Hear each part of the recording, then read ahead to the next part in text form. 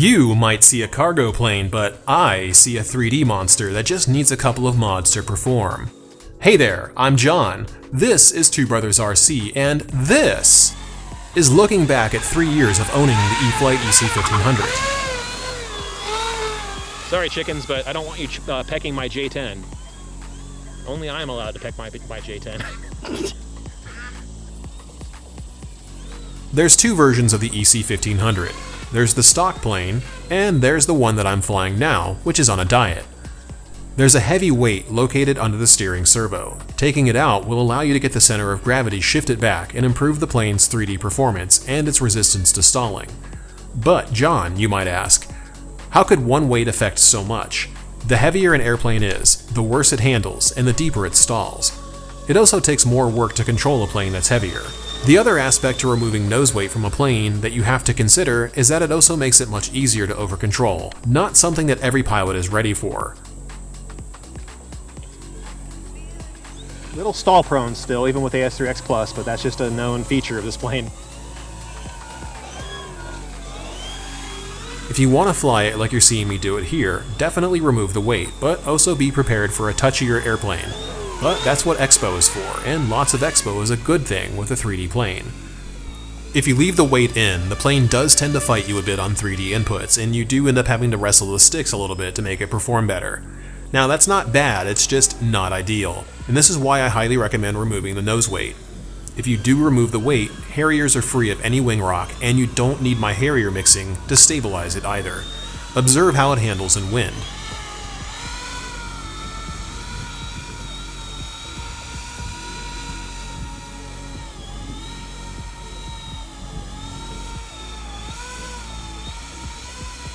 Is the breeze keeping it there? Yes.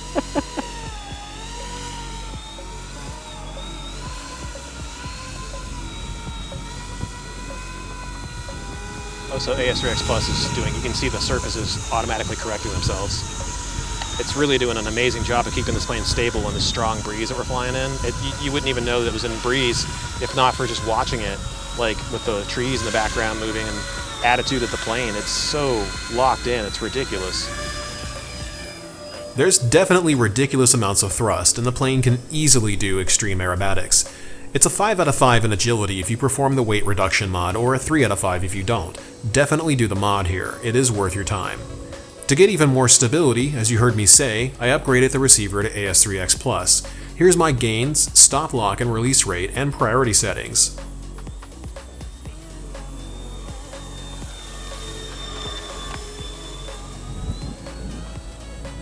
You can just see how stable it is, even with the wind that we're dealing with. A little bit of tail waggle up and down, and AS3X Plus just does everything I was hoping it would do. I'm very impressed with this system. I hope you guys that are watching this can see just how amazing this system really is. And by this point, well, hopefully we've shown you enough of what to do to improve the models and show you how to set them up yourself. Not too long ago, I created a guide to set up AS3X Plus in another video. Click the card at the top right for a tutorial on how to work with it, and for more information on how to specifically set up this plane with AS3X Plus, skip to the chapter called AS3X Plus Setup Guide. You will also need to have set up the plane previously according to my original guide, which is located at the top right as well, and in the description below.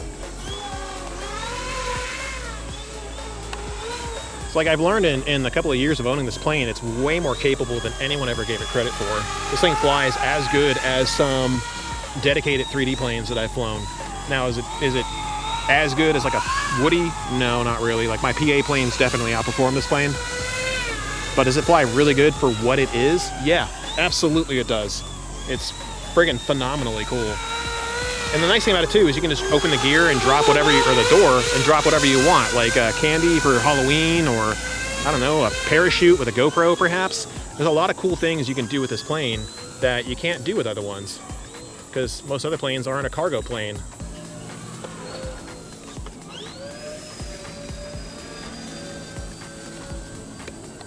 Now that it can do waterfalls and whatnot, it's even better. So you just need a snap flap mix, which is what I actually demonstrated the first time I showed this vid, or this plane rather, which you guys can look at, linked below or probably in the card at the top right. But the snap flap mix, you don't even need it for going up. You just need it for pushing over, because there is no pitch authority going over. So when you go up, and then you push down. It gives you the ability to actually make the EC-1500 do a proper waterfall, or as close to a proper one as you're going to get with a cargo plane that is this friggin' awesome. Snap hover.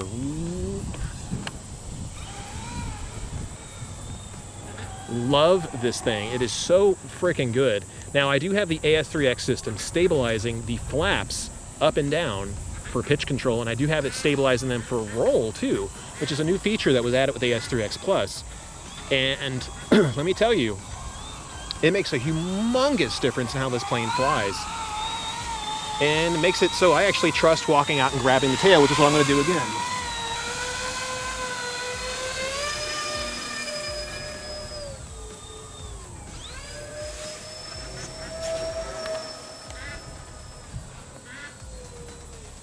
With the nose weight removed, which you may have already seen a photo of at this point in time, the plane definitely flies lighter. These are on 4400 class batteries, and it's just so freaking good. Right into hovers, backflips. It's not a true dedicated 3D plane, but I mean, for what it can do and how awesome it is, you guys need one of these in your hangar. Links are in the description if you want to help support what we do here at Two Brothers. We do these long-term reviews to show you guys how awesome these planes can be. Of course, Horizon did ask us not to modify it, so we didn't in the beginning. But they're like, we don't care if you modify it later on, just don't do it in the beginning. So all I did was give it my normal setup style, but I didn't change the servos or anything. All I did was take the weight out and set it up with AS3X Plus, which is freaking awesome. And I'm just really happy I was able to figure out the secret to waterfalls with an EC-1500, because you just could not do them before. It was not possible. The elevator authority is just not there the way this plane's set up, and that you can do them at all is one of the reasons why I love this plane so much. The flat spins, the rolling Harriers, the inverted Harriers that we're doing right now are all locked in, rock solid.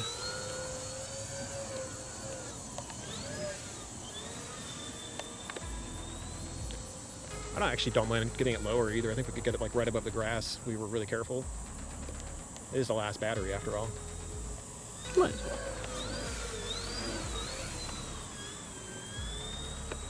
Not even a smidge of anxiety, because I just know that the plane's going to do what I tell it to do. And AS3X Plus just makes it even better.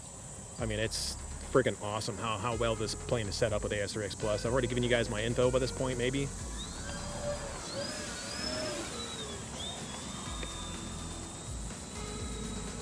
I love this plane. Again, it's not like a dedicated Woody, and it doesn't handle like one. Knife edge spins are completely out of the question, even with the flap system that I'm using, the snap flap setup. It's just never going to happen. But it doesn't mean you can't have fun doing other 3D maneuvers like these Harriers that are almost completely wing rockless to beautiful waterfalls. And these tumbles right out of a loop are really good stuff too. Really, all you need to do to unlock its potential is just run max throws. So 150 travel, 100% rate. Expo to taste. I know some guys poo-poo on Expo, like some guys poo-poo on literally everything. If you're having fun with it, it's not fun to them. But then all you got to do is remove that weight in the nose, run a lighter 4400 class battery, and don't be afraid to just throw it around, because it's not going to break. It is well built, handles all sorts of cool stuff that you can do to it. Has no problems being tossed around at all. Go vertical. Straight into an inverted Harrier. Just phenomenally well-built airframe. Horizon knocked it out of the park. This is one of the reasons why, like everything you're seeing me do, it's one of the reasons why I think it's the best plane they've ever made. Is it kind of goofy looking? Yeah. But it's fun. And fun is really all that matters in this hobby. When I'm out here just enjoying myself, I don't mind throwing things around and just having fun.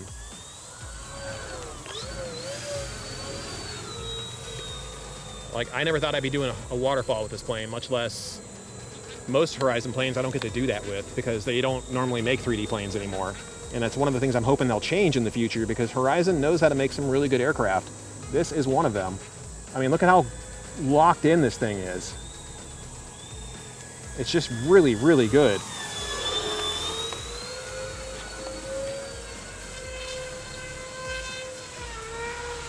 I said this plane does one of my favorite flat spins. It just goes forever. Yeah, and with the right center of gravity, all you have to do to enter it is full back elevator, full left rudder, some power, get into the spin, flatten it out, power off. Takes a moment to get out of it because it is a plane with a bit of inertia. It doesn't weigh all that much, but you wouldn't think it did with how many spins it takes to get out of it. If you perform the weight reduction mod, you should see an average of 7 to 8 minutes of moderate to heavy 3D flying, but you should have no issues hitting 7 minutes of flying on a 4400 battery from SMC or a Spectrum 4000 pack, even with the weight left in the plane. If you're going to fly this plane so that it can perform to its full potential, I recommend using 3000 to 4500 milliamp batteries to keep weight reasonable. Going above this range will adversely affect flight performance. It'll stall deeper, and the airspeed at which it stalls will increase with more weight on the wings. Par for the course with most planes that we've reviewed on this channel, the wheels are hard. The rest of the suspension is stiff, which is a bonus. Having stiff suspension for a 3D capable bird with big ass propellers is a good thing. Hard wheels are not good though. They're loud and they transfer every shock force directly to the fuselage. Thankfully, you can land this plane really slow and gentle to minimize potential damage to the fuselage undercarriage over time, assuming that you're familiar with using throttle on the approach. If you try to dead stick this plane, you might land it well, but chances are you'll drop it like a brick and it won't be happy about it. The foam on this plane is durable, and it's not hard to assemble at the field, though it might take you like 3 minutes to put together. Easy peasy. I've never liked that it comes with nylon thumb screws for assembly. My thumbnails are often just long enough to ding the plane as I adjust the screws, since they fit flush on top of the fuselage. Just find ones that are approximately the same length as the stock screw threads, and you can use a hex driver to assemble the wings instead of the nylon screws. The EC-1500 comes with CA hinges on the elevator and rudder, and the flaps and ailerons are gapless hinged. The entire plane uses high-quality metal ball linkages too. Whatever factory this is, Horizon, please keep using them. They make the best planes that you sell.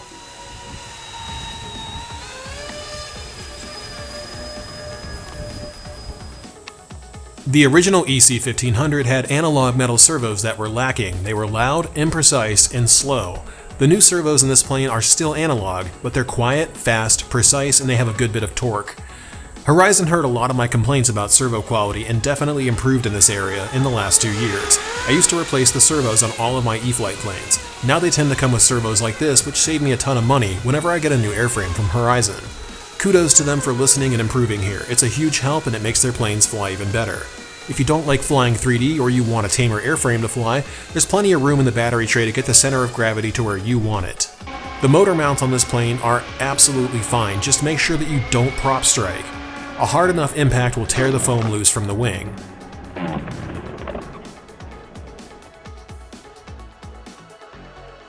Overall, I think you can see why I feel that this is the best plane that Horizon has ever made. There's nothing else like it out there, and with a few mods, it's exceptionally good. However, if you leave the nose weight in, there are some less than desirable tendencies for a 3D plane. If you take the weight out, the EC-1500 becomes a 24 out of 25, almost perfect. If you leave the weight in, the score drops to a 22 out of 25, which is still great, but most of those points came out of the agility metrics, and that's not something that I want to personally deal with. If you want to take the weight out, I'm not going to sugarcoat it for you. That is a right pain in the arse to do, and you should definitely be prepared for it to take a few minutes. Remove the servo and pull the weight out with pliers. Trust me, you don't need a video showing how to do this. The weight is very obvious when you take out the steering servo. You can't miss it. Once you wrestle it out of the plane, you'll see just how amazing it is to fly.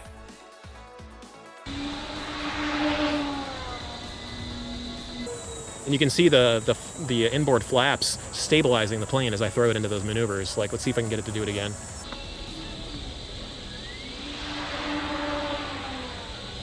Yeah, it automatically kicks the flaps in and out based on pitch angle. It's so cool. I've set it up really well.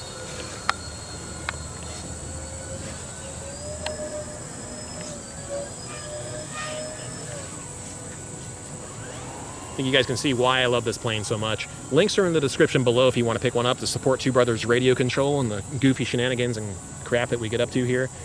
This is still hands down one of my favorite planes, and now that I've gotten the CG further back and I have gotten the plane set up the way I want it to be set up, I think you can see why.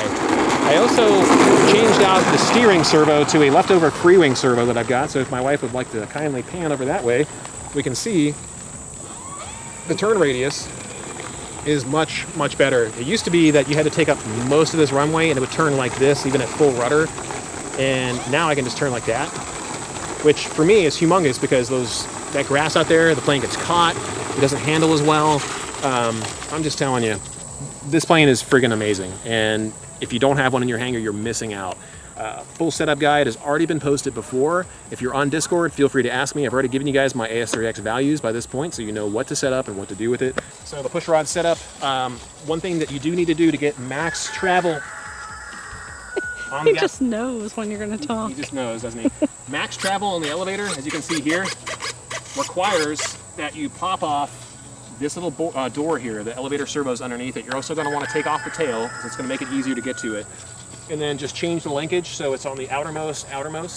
We have on the ailerons, we are on the outermost servo arm, outermost control horn, outermost servo arm, middle point on the flaps. I'm using big flaps so that I've got the ability to, like, you know, get big flaps when I want to land and take off, but when I'm rolling, I'm using full span ailerons, which at that point, because you have 8 channels in here, in which this plane does come with an 8-channel receiver, you do have everything that you need to set it up out of the box. Do you need SMC batteries in here? No, you don't. The Spectrum pack that I flew earlier is perfectly fine. I would even recommend a Spectrum 4000 pack. They're not bad to fly. They actually are even lighter than the SMC 4400s, so if you want some of those, pick them up. Links are in the description below. Hope you guys appreciate what we're doing with this plane because this thing's awesome. I love it so much.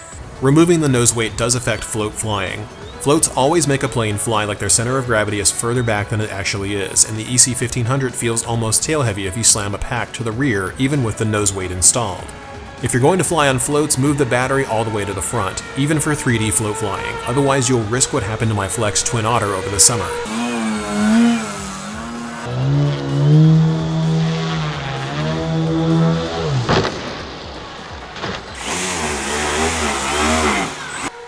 Are the floats worth getting? Absolutely they are, but they are an additional cost, too. You need a set of hardware and the floats themselves to do float flying with this plane. Horizon sent me an NX8 radio recently, and I do plan to eventually create a deep dive tutorial into how to create advanced aircraft setups using the radio, but for now, I'm using it to convert my IX radio setups to NX and DX compatible setups.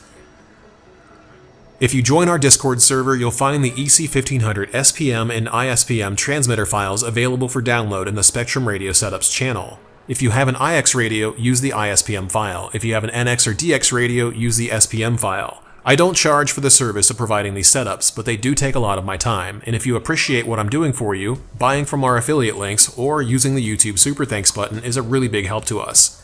Now let's learn how to set the EC-1500 so that AS3X Plus can stabilize the flaps in both roll and pitch using the auxiliary setup system and forward programming. I covered a bit of this on the AS3X Plus video linked below, but I'll show you how to do it again specifically for this plane too. From the main menu of your transmitter, enter forward programming. Before you set up the flaps to be stabilized in roll and pitch, make absolutely sure that you've set your plane up using my setup guide. It's linked below for you, so you should have no problems following along. You'll need the snap flap mix to tell the gyro how to stabilize both flaps. From this screen, open aux output settings. Make sure that you've enabled snap flaps. Open the aux output wizard. Set source channel to left flap.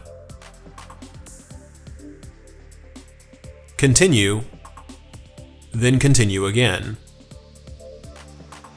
Move the sticks based on what the setup guide on screen tells you to do.